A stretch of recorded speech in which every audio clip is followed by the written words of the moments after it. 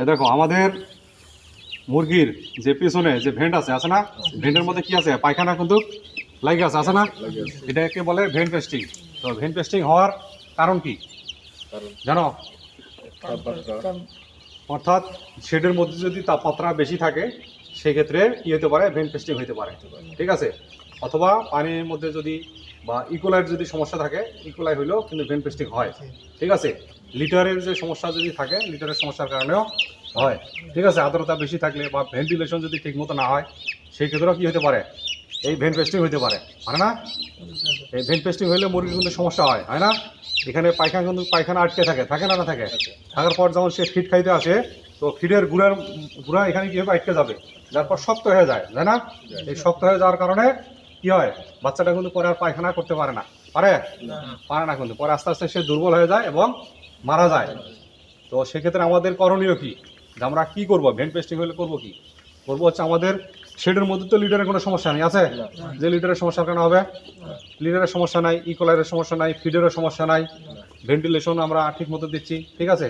তো মেইনলি হচ্ছে সম্ভবত তাপমাত্রার ফল্টের কারণে, তাপমাত্রা বেশি হওয়ার কারণে কাজ হয়েছে। তো আমাদের কি করতে হবে, তাপমাত্রা মেনটেন করতে হবে এবং সাথে ভেন্টিলেশনটাও ঠিক রাখতে হবে, ঠিক আছে। আর একটা করতে হবে কি, যে যেগুলো বাচ্চার এরকম ভেন্টের মধ্যে পায়খানা জমে আছে, সেই পায়খানাটা শক্ত তো হয়ে গেছে না, কখনো হাত দিয়ে আমরা টানে বের করবো না, ঠিক আছে। যদি হাত দিয়ে টানে বের করি তখন ব্লাড বের হবে, পরে বাচ্চাটা মারা যেতে পারে, ঠিক আছে। আমরা কি করব, জুট, এরকম জুট নিব, জুটটা আমরা কি করব, তোমার স্যাভলনের পানিতে করে তারপর পরিষ্কার করে দিতে হবে। অথবা কি করতে হবে আমাদের, যে কুসুম গরম পানি আছে না, হালকা কুসুম গরম পানির মধ্যে নিয়ে এটা আস্তে করে কি করতে হবে, এভাবে পরিষ্কার করবা, ঠিক আছে।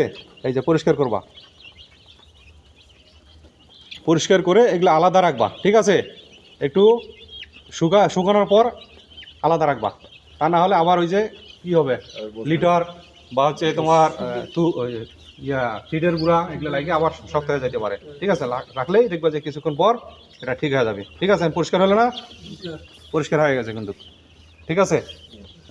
এরকম জুট দিয়ে ইয়ে করবা, বুঝতে পারছো?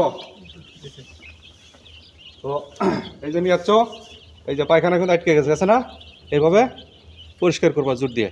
দেখো আছে ময়লা, ময়লা নাই কিন্তু, কিন্তু পরিষ্কার না করলে এখানে কিন্তু আস্তে আস্তে পায়খানা জমে যাবে, ফিডের মধ্যে লাগবে, পরে শক্ত হয়ে যাবে, পরবর্তীতে সে পায়খানা করতে পারবে না, পরে কিন্তু মারা যাবে।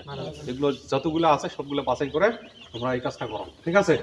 আর টেম্পারেচারটা মেনটেন করো, আর সেই সাথে আমাদের মাঝে মাঝে